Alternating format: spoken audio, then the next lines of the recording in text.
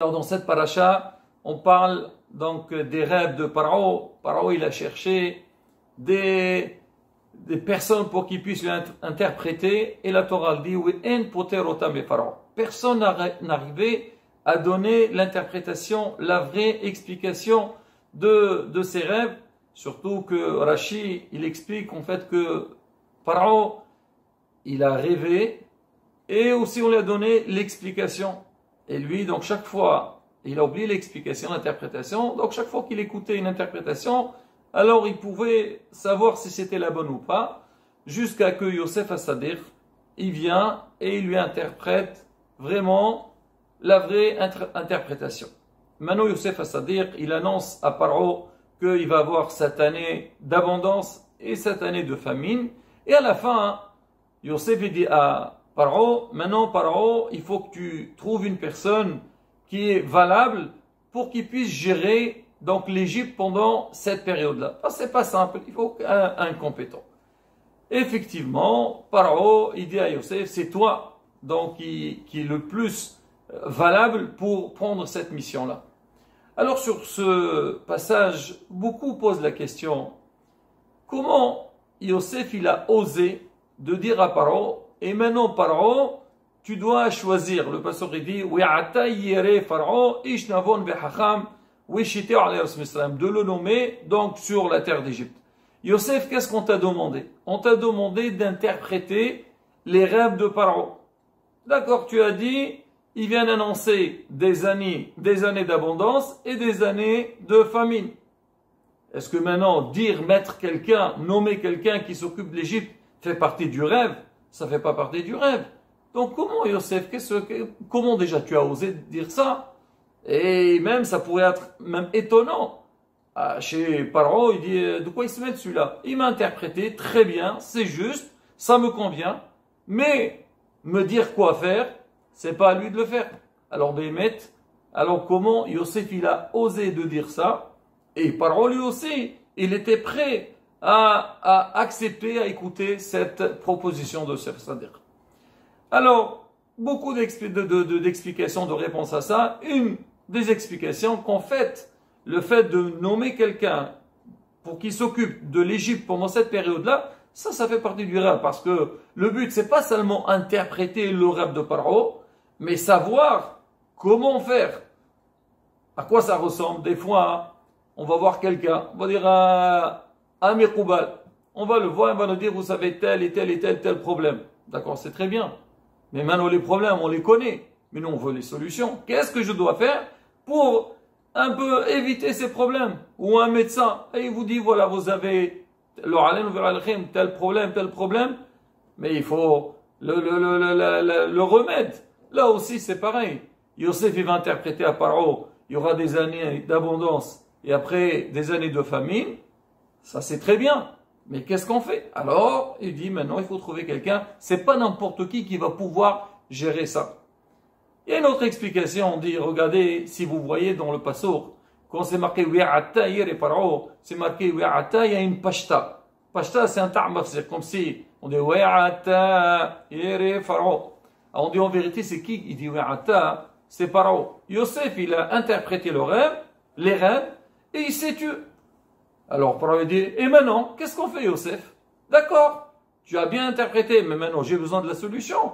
Comment on va gérer? Alors, Yosef lui dit, tu sais, si tu veux qu'on puisse combattre donc les années de famine et exploiter les années d'abondance, alors il faut mettre n'importe qui. Ishnavon vehacham, quelqu'un qui voit l'avenir et il pourrait bien gérer donc cette période-là.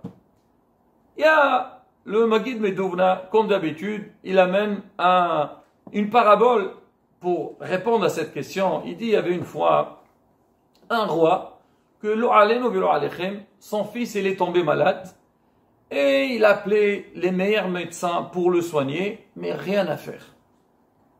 Tous ils ont essayé de lui donner des remèdes pour le guérir, mais rien à faire. Et chez Mishmor, l'état de l'enfant il se dégrade.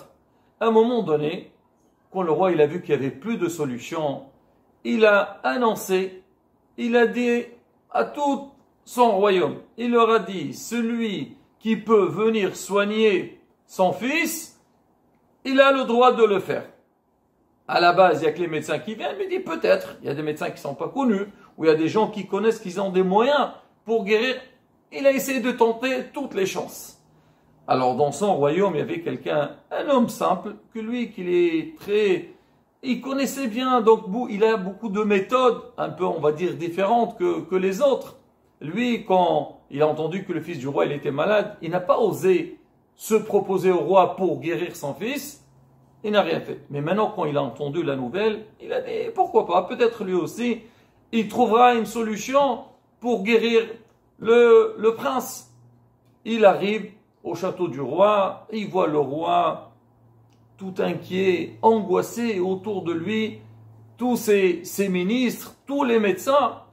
Il se présente et dit, monsieur le roi, vous avez fait une annonce, voilà je viens, moi aussi j'ai envie de voir si je peux aider monsieur le roi, votre problème nous concerne tous. Alors il dit, vas-y, regarde.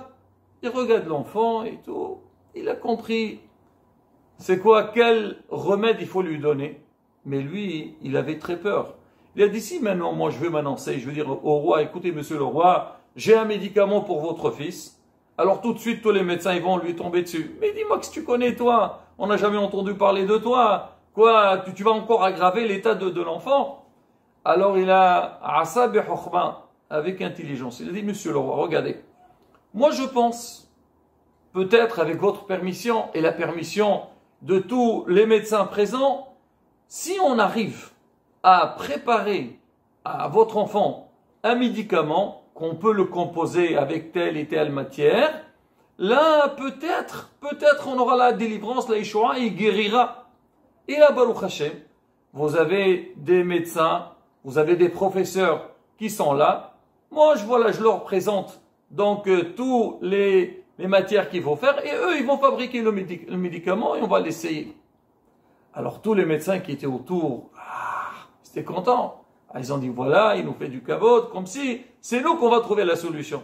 Le roi, il a dit, non, tous ces médecins, ils ont déjà essayé, ils n'ont pas trouvé le remède. Si toi, maintenant, tu viens de nous donner une nouvelle solution, je préfère que ça soit fait par toi. Vas-y, toi, prépare le médicament, donne-le au petit, et Hachem Yerahim. Et effectivement, donc il a fait ce qu'il lui a demandé le roi et il a guéri l'enfant. On dit Yosef, c'est-à-dire c'était pareil. Yosef, il vient d'où? Il était en prison. Il vient, il se présente, comme il a dit, Sarah Mashkim Na'ar Ivri, il a méprisé. Ses fils, il dit, si je viens, je leur dis, voilà, il faut faire, voilà, telle et telle chose. J'ai interprété, mais je donne la solution. Ils vont dire, qu'est-ce que tu connais, toi? D'accord, tu sais interpréter, mais toi, tu vas donner des ordres. Alors Yosef, il a dit, monsieur le roi, voilà, moi j'ai interprété. Maintenant, si vous voulez bien gérer le pays, alors cherchez quelqu'un qui est valable, qui peut vraiment, Hacham ben Avon, et lui, il sera responsable sur l'Égypte pour la gérer pendant cette période-là. Et la parole, il a dit, non, monsieur Yosef, c'est toi, Ata, avec ses réponses, hein, il lui a dit, non, Yosef, c'est toi, et on prend l'Avda, Animsa Kazé, Ishashiru Hilohimbo, il n'y a pas quelqu'un d'autre qui pourrait faire l'affaire. Et c'est comme ça Yosef, il a réussi, donc, à donner le bon message à Pharaon, et que, donc, Pharaon, il a choisi pour gérer l'état d'Égypte. Voilà, Rabotai, un des points que nos sages nous donnent sur cette paracha de Parashat Miches, avec le rab de Pharaon, et donc son interprétation. Et on voit aussi la grande Hanava de Yosef, et la Emouna. Qu'est-ce qu'il dit Yosef? Elohim ya'anit shalom Pharaon. Moi, je connais rien du tout. Toujours avec la modestie. Et Colomb, il part avec ce principe-là. Midat Hanava, la modestie, la simplicité, Bezat Hashem. On aura toutes les brachot. Amen, Shabbat Shalom.